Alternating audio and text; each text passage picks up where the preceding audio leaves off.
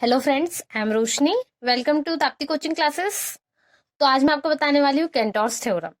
इसके पहले हम स्क्वाडर बर्मिस्टिन थ्योरम देख चुके हैं, तो आज हम टोपोलॉजी में देखने वाले हैं Cantor's theorem. MSc first sem topology most important theorems है ये। तो पहले हम जो मोस्टली इंपॉर्टेंट थ्योरम्स है उनको देखने वाले हैं। तो इसके पहले आपने स्क्वाडर बर्नस्टीन थ्योरम भी लिख ली होंगी। तो अब इसी के बाद जो हम स्टार्ट करने वाले हैं वो है केंटोर्स थ्योरम। तो यहाँ पर हम इसका स्टेटमेंट भी देखने वाले, कितने टाइप से आपको पूछी जाती है, 3 प्रकार से, वो सब कुछ हम देखने वाले हैं। तो यदि आप चैनल पर नया हो तो चैनल को सब्सक्राइब कर लीजिए, वीडियो को लाइक कर दीजिए और साथ ही साथ अपने फ्रेंड्सों के साथ भी शेयर कीजिए। तो केंटोर्स जो थ्योरम है वो जनरली आपको 3 प्रकार से उसके स्टेटमेंट आ सकते हैं। पहली बात तो सेट के अकॉर्डिंग, फिर कॉर्डिनल नंबर्स और बोथ जो है वो पावर्स के अकॉर्डिंग आपको आ सकते हैं। तो मैं तीनों स्टेटमेंट आपको बताने वाली हूँ कि कोई भी एग्जाम में आए तो किस प्रकार करना है। तो यहाँ तक आपने स्क्वाडर बर्नस्टीन थ्योरम आपकी कंप्लीट हो जाती है। अब नेक्स्ट है केंटोर्स थ्योरम। इसका स्टेटमेंट आपको फर्स्ट आएगा कि नो सेट ए, यानी कि कोई भी सेट जो है वो can be equivalent to its power set. कोई भी सेट उसकी पावर सेट के क्या होता है, इक्विवेलेंट नहीं होता। ये आपको जो है सेट के अकॉर्डिंग बताना होगा। ये पहला स्टेटमेंट हो जाएगा, ये आपको फर्स्ट में प्रूव करने आ सकता है। अब जो नेक्स्ट स्टेटमेंट है वो आएगा, prove that cardinal A is less than cardinal power set of A. P of A है वो पावर सेट ऑफ ए को शो कर रहा है। वही है, नीचे लिखा गया है कि where P of A is power set of A. यहाँ पे जो पी ऑफ ए किसको शो कर रहा है, पावर सेट ऑफ ए को। तो आपको इस प्रकार से क्या आ सकता है, स्टेटमेंट आ सकता है। अब जो थर्ड है, लास्ट है, वो है show that for every cardinal number n 2 raised to the power of n is greater than n। तो यहाँ पर आपको जो दिया गया है 2 raised to the power of n और n, तो यहाँ पर कैसा है, वो कैसे होना चाहिए, पावर ग्रेटर देन होना चाहिए n के। तो कॉर्डिनल नंबर जो होना चाहिए n, वो कैसा होना चाहिए, पावर्स के लिए हमेशा इस प्रकार से बिहेव करना चाहिए कि जो 2 की पावर में जितने भी नंबर्स आएंगे वो सारे ग्रेटर देन होंगे। तो यहाँ पर वो इसको बताता है। तो यहाँ से स्टेटमेंट पूरे कंप्लीट होते हैं। अब मैं आपको बताऊं कि किस प्रकार से होता है, लेकिन फर्स्ट यदि आपको कॉर्डिनल नंबर क्लियर नहीं है तो आपको थ्योरम नहीं बनेगी। तो मैं आपको कॉर्डिनल नंबर बताती हूँ किस प्रकार से। मैं सपोज करती हूँ, मैंने माना सपोज ए और बी दो सेट है। यहाँ पे ए के एलिमेंट है 1, 2 और 3, इसी प्रकार बी के एलिमेंट 3, 4 और 5। अब कॉर्डिनल नंबर क्या कहलाते हैं, नंबर ऑफ एलिमेंट। ये आपको यदि याद नहीं है तो इतना सिर्फ लिख सकते हैं। कॉर्डिनल ए यानी कि कितना हो जाएगा आपके यहाँ 3, तो नंबर ऑफ एलिमेंट कितने हुए मेरे 3। तो नंबर ऑफ एलिमेंट ही क्या कहलाता है, यानी कि जितने एलिमेंट है उनकी संख्या ही क्या कहलाती है, कॉर्डिनल नंबर कहलाता है। तो आप लिख सकते हैं number of element he cardinal number कहलाता है। तो ये आपकी डेफिनेशन क्लियर हो जाएंगी, नंबर ऑफ एलिमेंट यानी कॉर्डिनल नंबर। इसी प्रकार से कॉर्डिनल बी में कितने एलिमेंट्स हैं, यहाँ पर भी 3। तो आप लिख सकते हैं cardinal number A and B के कॉर्डिनल नंबर कैसे सेम है, तो cardinal number should be same. A and B के कॉर्डिनल नंबर सेम है। तो यहाँ पर आप बोल सकते हैं कि दोनों क्या लिख सकते हैं हम, कॉर्डिनल ए बराबर से कॉर्डिनल नंबर बी, मतलब दोनों के कॉर्डिनल नंबर जो बराबर है। तो यहाँ पर आप ये लिख सकते हैं। तो ये कंडीशन आपको क्लियर होगी कि एलिमेंट्स की संख्या, नंबर ऑफ एलिमेंट क्या कहलाता है, कॉर्डिनल कहलाता है। तो वही आपको यहाँ पे बताना है कि कॉर्डिनल ए की कैसे होंगे एलिमेंट, जो होंगे वो लेस देन होंगे cardinal power set of A के। पावर सेट ए को भी आप डेफिनेटली समझ सकते हैं आसानी से, हम थ्योरम के अनुसार इसको समझेंगे। सबसे पहले आपको सपोज करना है कि ए कोई सेट है, वो कैसा है, नॉन इम्पटी सेट है, उसमें कोई भी एलिमेंट होंगे, खाली नहीं है वो, नॉन इम्पटी है, मतलब कोई ना कोई एलिमेंट होंगे। अब यहां से हम क्या करेंगे, हम पावर सेट ए यानी कि पी ऑफ ए को क्या मानेंगे, पावर सेट ऑफ ए मानेंगे। तो यदि हमने बी स्टार सपोज करा कि बी एक एलिमेंट हमने जो सपोज किया उसके लिए हम बी स्टार बना रहे हैं, कोई एलिमेंट सेट से बना रहे हैं, किस प्रकार होगा, तो यहाँ पे एक्स होगा, जहां पर एक्स उसमें बिलोंग करे ए में, यानी कि ए के एलिमेंट है। और फिर से ए का क्या बना लिया हमने, पावर सेट ए बना लिया। पावर सेट क्या होता है, यदि हम ए में सपोज करते हैं, यदि ए कोई एलिमेंट है, ए में किसी प्रकार के हमने एलिमेंट्स के लिए लिए, तो ए जितने भी हो गए 1, 2, 3 मैंने सपोज करती हूँ। तो यहाँ पे पावर सेट बनाने के लिए मुझे क्या करना पड़ेगा कि ए में जितने भी यहाँ पर तत्व शामिल होंगे उनको इंक्लूड करना पड़ेगा। तो मैं कौन कौन से ले सकती हूँ, फर्स्ट में यहाँ पर जो मेरे लिए ए बन रहा है पावर सेट, वहां पर मुझे 5 भी मिलेगा और जो सेट है वो भी मिलेगा। यहाँ पे मतलब मुझे सिंगलटन सेट्स को बनाना है।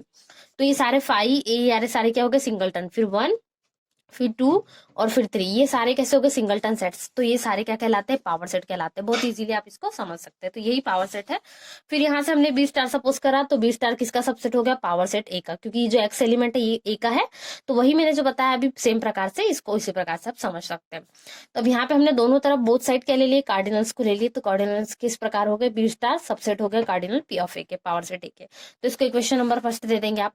अब यहाँ से हम सपोज करते हैं एक मैपिंग किस के बीच में हो रही, ए और बी स्टार के बीच में, मतलब डोमेन क्या है हमारा ए और कोडोमेन है बी स्टार, तो डोमेन और कोडोमेन के मध्य मैपिंग हो रही है। तो और फंक्शन क्या हमारा एफ है, तो यहाँ पे एक एलिमेंट मैंने 1 2 3 जैसे कि आपको बताया अभी, तो वही हमने लिया और उसके सिंगलटन सेट्स ये 1 2 और 3 इस प्रकार से ले लिए। तो ये सारे किसमें हो गए बी स्टार में, ये सारे क्या है सिंगलटन सेट से आप लिख सकते हैं यहाँ पर चाहे तो समझने के लिए। और फंक्शन मैपिंग हो गई एफ। तो यहाँ से यदि फंक्शन की मैपिंग सारे एलिमेंट्स को क्या मिल रहे हैं, उसके लिए हमें प्रत्येक के लिए सबसेट्स मिल रहे हैं। 1 के लिए फंक्शन मैपिंग 1, 2 के लिए फंक्शन मैपिंग 2 और 3 के लिए सारे सिंगलटन है, मतलब एफ कैसा हो गया 1 1 और ऑन 2 है। तो आप कह सकते हैं यदि कोई फंक्शन 1 1 और ऑन 2 है तो कैसा हो जाएगा वो, A is equivalent to B star के इक्विवेलेंट हो गया। तो यहाँ से यदि इक्विवेलेंट है मतलब दोनों के एलिमेंट बराबर होना चाहिए, तो कार्डिनल ए किसके बराबर हो गया, कार्डिनल बी स्टार के। इसको हमने दे दी इक्वेशन नंबर सेकंड। अब इक्वेशन फर्स्ट और इक्वेशन सेकंड से आपको कार्डिनल बी स्टार कैसे एक दूसरे के पावर सेट का सबसेट है लेकिन यहाँ इक्वल है, तो आप क्या कह सकते हैं, दोनों साइड में आपको क्या दिख रहा है, पावर सेट और ए दिख रहा है। तो आप यहाँ से लिख सकते हैं कि कार्डिनल ए कैसा है, लेस देन आर इक्वल है कार्डिनल पावर सेट ए के, क्योंकि यहाँ पे कार्डिनल ए किसके इक्वल है, कार्डिनल बी स्टार के। तो यहाँ पे यदि आपने रख दिया कार्डिनल ए बी स्टार की जगह पे क्या रख दिया आपने, कार्डिनल ए रख दिया, तो यहाँ पे कैसा हो गया, सबसेट हो गया कार्डिनल पी ऑफ ए के, या लेस देन आर इक्वल हो गया इसके। तो इसके इक्वेशन नंबर थर्ड दे दी हमने, तो बोथ साइड में क्या हो गया। अब हमें सिर्फ क्या शो करना है, now we only show that cardinal A is not equal to cardinal power set of A, इतना हम शो करेंगे। अब तो जो हमारी इक्वेशन हमें दी गई थी, तीनों थ्योरम के स्टेटमेंट हमें दिए गए थे, तो उस हिसाब से हमें अब ये वाला प्रूव करना है। तो इसके लिए हम क्या करेंगे, for this we shall show कि कैसा है। यदि हमें इक्वल नहीं शो करना है तो हमें क्या बताना चाहिए कि डजंट इक्वल टू, यानी कि इक्वल नहीं है, तो इस doesn't equal to power set of A के। अब यदि हम इसका कंट्रास्ट सपोर्ट करें, कंट्रेरी यानी अपोजिट सपोज करें, तो हम क्या करेंगे, हमें ये लेके चलना था, इसके लिए हमें शो करना है, लेकिन हम इसका अपोजिट प्रूव करते हैं, लेके चलते हैं कि कंट्रेरी कंट्रेरी सपोज करते हैं, तो एक ऐसा होना चाहिए इक्विवेलेंट होना चाहिए पावर सेट ऑफ ए के, तो इसके अपोजिट हम प्रूव करके चलेंगे। तो अब यहाँ से हम क्या करेंगे, so there exist 1 1 and onto mapping हम ले लेंगे। अभी हमने मैपिंग ली थी ए और बी स्टार के बीच में, अब हम ए और पावर सेट ऑफ ए के बीच में लेंगे। फिर हमें फिर से डिफाइन करना पड़ेगा। अब दूसरा सेट हमने पहले बी स्टार ले चुके हैं, तो अब सिर्फ बी को डिफाइन करेंगे, लेकिन यहाँ पे फंक्शन जो है वो किस में बिलोंग नहीं करेगा, एफ ऑफ एक्स में बिलोंग नहीं करेगा, फंक्शन मैपिंग हम पहले ले चुके इसलिए। अब क्लियरली बी स्टार सब जो हमने करा था तो वो किसका था, पावर सेट ए का, तो अब बी सबसेट ले रहे ए का। फिर इसी प्रकार बी बिलोंग्स कर रहा है क्योंकि पावर सेट ए को, तो यहाँ से क्या हो जाएगा, सिंस एफ इज कैसा हो गया onto, so there is या देयर एग्जिस्ट, आप इसको बोलेंगे एक्स बिलोंग है ए में, तो एफ ऑफ एक्स किसके बराबर होना चाहिए, बी के, क्योंकि यहाँ पर जो फंक्शन मैपिंग हो रही है ये सारी किसके लिए, बी पावर सेट ए के लिए, और जबकि बी स्टार सबसेट है किसका, पावर सेट ऑफ ए का, तो इसी कारण ये सब कुछ हुआ। तो यदि एक्स बिलोंग करता है बी में, तब हम क्या करेंगे, डेफिनेशन ऑफ बी, जो हमने ये बी सेट लिया है इसकी डेफिनेशन से हमें क्या मिल रहा है कि X doesn't belong to F of X, जो कि बराबर है किसके, बी के, क्योंकि एफ ऑफ एक्स यहाँ पर हमें बी के बराबर मिला, तो ये कंडीशन को आपने वर्ड्स में लिख दिया।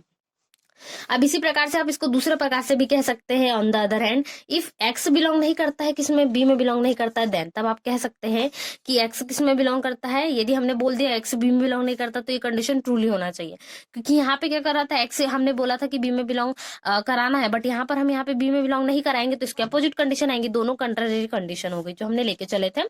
तो clearly in both the cases, दोनों केसेस में क्या होगा, वी गेट अ कंट्राडिक्शन, हमें दोनों विरोधाभास मिल रहा है कि हमने यदि एक लेके चले तो इक्वल नहीं है, यदि हमने दोनों को बराबर लेके चले, लेकिन अब बराबर लेके नहीं चले तो ये इक्वल है, तो दोनों कंडीशन में कंट्राडिक्शन मिल रहा है। दैट इज हम क्या बोल सकते हैं कि जो हमारा हाइपोथेसिस, हमने हाइपोथेसिस लेके चले थे वो गलत है, कंट्रारी लेके चले थे तो गलत होगा। तो यही कंडीशन जो हम लेके चले थे उसके अपोजिट की, ये डजंट इक्वल टू होगा पावर सेट ए के, जबकि हम लेके चले थे कि इक्विवेलेंट है पावर सेट के। तो यदि आपको फर्स्ट स्टेटमेंट प्रूव करने आता है तो यहाँ तक करना है जो मैंने बताया। तो यहाँ से आपका फर्स्ट स्टेटमेंट कंप्लीट होता है कि cardinal A is not equal to cardinal power set A के, तो यहाँ से फर्स्ट स्टेटमेंट आप क्लियर कर सकते हैं। अब बात करती हूँ मैं क्वेश्चन थर्ड और फोर्थ की, तो हमने क्वेश्चन थर्ड और फोर्थ को इस प्रकार से एडजस्ट करेंगे, क्योंकि थर्ड हमारी जो थी वो cardinal A is less than or equal cardinal P of A थी, पावर सेट ए के, तो वहां से हम बोल सकते हैं कि इक्वेशन थर्ड और फोर्थ से हम कंक्लूड करेंगे दोनों को, तो हमें क्या मिल जाएगा, कार्डिनल ए सिर्फ लेस देन हो जाएगा कार्डिनल पावर सेट ए के, तो इसके इक्वेशन फिफ्थ दे देंगे। ये प्रूफ कब तक करना है आपको, जब आपको इक्वेशन के लिए सेकंड जो हमारा स्टेटमेंट है उस सेकंड स्टेटमेंट के लिए यहाँ तक प्रूफ करना है, और फर्स्ट स्टेटमेंट के लिए आपको यहाँ तक प्रूफ करना है, तो यहाँ से दोनों स्टेटमेंट आपके क्या हो जाएंगे, क्लियर हो जाएंगे। तो दोनों स्टेटमेंट यहाँ कंप्लीट होते हैं। अब थर्ड स्टेटमेंट के लिए हमें एक सेट लेना पड़ेगा, एक एलिमेंट लेना पड़ेगा, उसके बाद में जो पावर सेट है उसके इक्वल हमें एलिमेंट एन लेंगे। यहाँ से हम क्या करेंगे, let set A have n elements, then cardinal A किसके बराबर हो जाएगा, एन के। हमने सपोज करा कि एन एलिमेंट किसके पास है, सेट ए के पास है। तो एन एलिमेंट है तो हम जानते हैं, we know that power set P of A का ही पावर सेट है। तो हम यहाँ से क्या, उसके पास कितने एलिमेंट होना चाहिए, 2 ऑफ एन एलिमेंट्स होना चाहिए। तो यदि है तो कार्डिनल पावर सेट किसके बराबर होगा, जो कार्डिनल पावर सेट है वो हो जाएगा 2 के बराबर। तो इतनी सारी हमने इक्वेशंस बनाई, कौन कौन सी, 5, 6 और 7, यानी कि जो 2 ये वाली, और कार्डिनल ए जो कैपिटल ए है वो बराबर है एन के, तो 6 और 7। और जो फिफ्थ हमने बनाई उसके अनुसार हम क्या कह सकते हैं कि एन कैसा है, लेस देन है 2 एन। अब यहाँ पे जितने भी एलिमेंट आएंगे जब एन इसके पावर में है, तो यहाँ जो सेकंड 2 है वो कैसा बढ़ता जाएगा, अगेन बढ़ते ही बढ़ते जाएगा। यदि हमने एन की वैल्यू 1 सपोज की, तो यहाँ पर 1 में, अब हम इसको प्रैक्टिकली करते हैं। यदि मैंने n लेस देन 2 n लिया, तो n की वैल्यू यदि मैंने 1 रखी तो 1 2 1, तो यस 1 लेस देन है 2 के, तो ये बहुत इजीली बता सकते हैं। तो ये क्या होगा, n लेस देन होगा 2 n, क्योंकि पावर सेट का एलिमेंट है, क्योंकि कार्डिनल a है वो किसके बराबर है, हमारे लिए n के बराबर। तो यहाँ से आप कह सकते हैं। तो आपको इजीली ये समझ में आ गया। इसको इसी प्रकार से भी लिख सकते हैं, तो हमें यदि n लेस देन है 2 n के, या 2 ग्रेटर देन है n के, तो ये आपका थर्ड स्टेटमेंट आपको यहाँ तक प्रूव करना है। तो यदि बहुत प्रकार से आपको आता है तो दोनों प्रकार से आप इसको कंप्लीट कर सकते हैं। तो ये आज हमने देखा केंटोर्स की थ्योरम, जो कि मोस्ट इंपॉर्टेंट है, तो एग्जाम के लिए आपको तैयार करना। तो चलिए मिलते हैं नेक्स्ट वीडियो में। और यदि अभी तक आपने ताप्ती कोचिंग क्लासेस चैनल को सब्सक्राइब नहीं करा है तो फटाफट सब्सक्राइब कर लीजिए, और वीडियो को लाइक कर दीजिए, साथ ही साथ अपने फ्रेंड्सों के साथ शेयर कीजिए। Thanks for watching.